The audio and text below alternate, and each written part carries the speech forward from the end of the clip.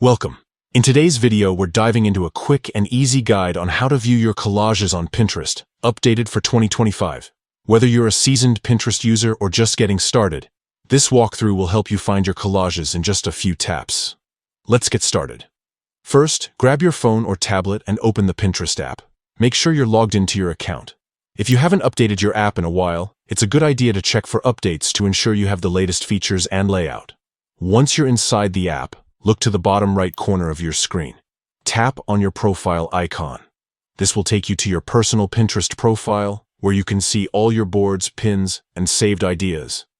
Now, here's the important part. At the top of your profile page, you'll notice several tabs, such as Boards, Pins, and Collages. Go ahead and tap on the Collages tab. This is where Pinterest keeps all the collages you've created or saved. If you don't see the Collages tab right away, try scrolling sideways through the tabs at the top, as sometimes it can be hidden depending on your screen size or the most recent app updates.